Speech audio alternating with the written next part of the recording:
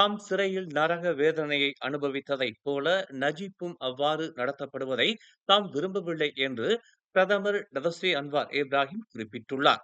பிரிட்டனை தளமாக கொண்டு செயல்படும் பைனான்சியல் டைம்ஸ் பத்திரிகைக்கு அளித்த பேட்டியில் அவர் இதனை தெரிவித்துள்ளார்.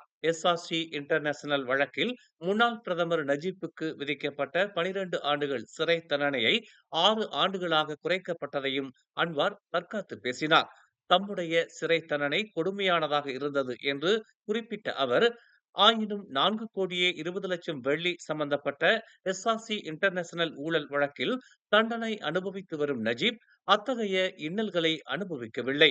தம்மை போல் அவரும் சிறையில் கொடுமையை அனுபவிக்க வேண்டும் என்று தாம் விரும்பவில்லை என அவர் கூறினார். சிறைச்சாலையில் தனி அறையில் தாம் அடைத்து வைக்கப்பட்டிருந்ததாகவும், சிறைச்சாலை உணவுதான் தமக்கு வழங்கப்பட்டதாகவும் அவர் கூறினார். வெளியிலிருந்து உணவு கொண்டு வர அனுமதிக்கப்படவில்லை. இது போன்றுதான் தாமும் நஜீப்பை நடத்த வேண்டுமா? நிச்சயம் அவ்வாறு நடத்த மாட்டேன். அவர் பிரதமராக இருந்தவர் என்று அன்வார் கூறினார்.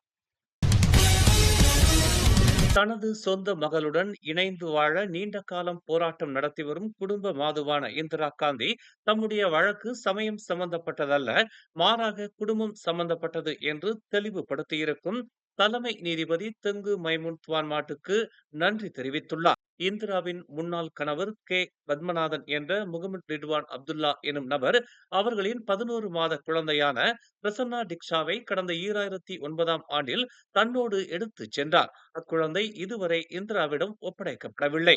தொடக்கத்திலிருந்தே இந்த விவகாரம் சமயம் சம்பந்தப்பட்டதாக இருக்கவில்லை, மாறாக ஒரு தாயிடமிருந்து குழந்தை வலுக்கட்டாயமாக பறிக்கப்பட்ட சம்பவமாகவே அது இருந்து வருகிறது என்று நேற்று இணையதள பத்திரிகை ஒன்றுக்கு நீதிபதி தெங்கு மைமுன் துவான்மாட் கூறினார்.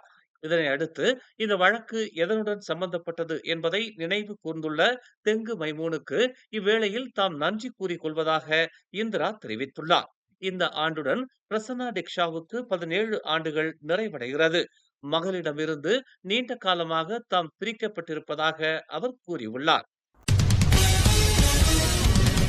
1,500 வெள்ளியிலிருந்து 1,700 வெள்ளியாக அதிகரிக்கப்படும் புதிய குறைந்தபட்ச ஊதிய விகிதம் அடுத்த மாதம் 1ஆம் தேதி முதல் அமலுக்கு வருகிறது.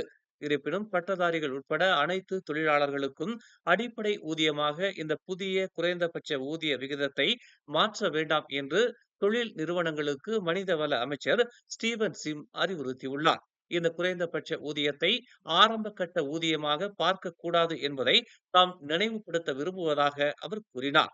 குறிப்பாக பட்டதாரிகள் மற்றும் திறமையான தொழிலாளர்களுக்கு வழங்கப்படும் ஊதியம் இது அல்ல என்று அவர் நினைவூட்டினார். குறைந்த திறன்கள் அல்லது அதிக அடிப்படை வேலைகள் மட்டும் தெரிந்தவர்களுக்காக வழங்கப்படும் அடிப்படை சம்பளம் இது என்று அவர் சுட்டிக்காட்டினார். சுவிட்சர்லாந்தின் டாவோஸில் நடைபெறும் உலக பொருளாதார மன்றத்தின் ஒரு பகுதியாக பிரதமர் டதஸ்ரீ அன்வார் இப்ராஹிம் நேற்று Google, Nestle, AstraZeneca, Fortescue, DP World மற்றும் மெட்ரோனிக்ஸ் ஆகிய நிறுவனங்களின் வணிக தலைவர்களுடன் உயர்மட்ட சந்திப்புகளை நடத்தினார். முதலீடு மற்றும் வர்த்தக வாய்ப்புகளை ஆராய்வதை நோக்கமாக கொண்ட சந்திப்புகள் என்று அன்வார் தனது முகநூல் பதிவில் குறிப்பிட்டுள்ளார். வெளிநாட்டு முதலீட்டாளர்களை மலேசியாவிற்குள் ஈடுபடுத்தவும் ஈர்க்கவும் அரசாங்கத்தின் தொடர்ச்சியான முயற்சிகளின் ஒருங்கிணைந்த பகுதியாக இச்சந்திப்புகள் அமைந்ததாக அவர் கூறினார். வணிக ஒத்துழைப்புக்கான பல்வேறு வாய்ப்புகளை பற்றி விவாதிக்கவும் ஆராயவும் இது ஒரு நல்ல அமர்வாக இருந்தது என்று அவர் தெரிவித்தார். 2022இல் பதவி ஏற்றதிலிருந்து உச்சி மாநாட்டில் அவர் முதன் முறையாக பங்கேற்கும் WEFக்கு 3 நாள் உத்தியோகபூர்வ பயணத்தில் மலேசிய தூதுக்குழுவை அன்வார் தற்போது வழிநடத்துகிறார். பண்டிகை காலங்களில் இனி கட்டண விலக்கு அளிக்கப்படாது என்பதால் சாலை பயணிகளை இப்போதே திட்டமிடுமாறு துணை பிரதமர் அமர் ஜாகிர் ஹமீடி அறிவுறுத்தியுள்ளார். சாலை பயனாளிகள் பண்டிகை காலத்தை கட்டண விலக்கு வடிவில் அரசாங்கத்திடமிருந்து பரிசுகள் பெறுவதற்கான காலகட்டமாக நினைப்பதை நிறுத்த வேண்டும் என்று அவர் வலியுறுத்தினார்.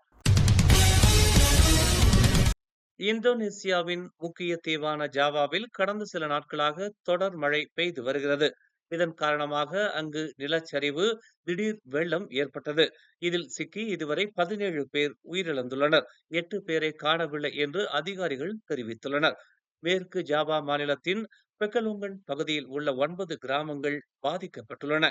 மேலும் தொடர் மழையால் மலையோர குக்கிராமங்களில் மண் பாறைகள் இடிந்து விழுந்ததால் பல கிராமங்களில் ஆறுகள் கரை புரண்டு ஓடுகின்றன என்று அதிகாரிகள் தெரிவித்துள்ளனர். காணாமல் போனவர்களை தேடும் பணியில் மீட்புப் படையினர் ஈடுபட்டுள்ளனர். மேலும் செய்திகளை தெரிந்து கொள்ள தமிழ் மலர் நாளிதழை பாருங்கள். எங்களோடு இணைந்திருக்க மலர் டிவியை பதிவு செய்து கொள்ளுங்கள். உறவுகள் மகிழ்ந்திட விருப்பம் மற்றும் பகிர்வு சேவையை சொடுக்கிடுங்கள்.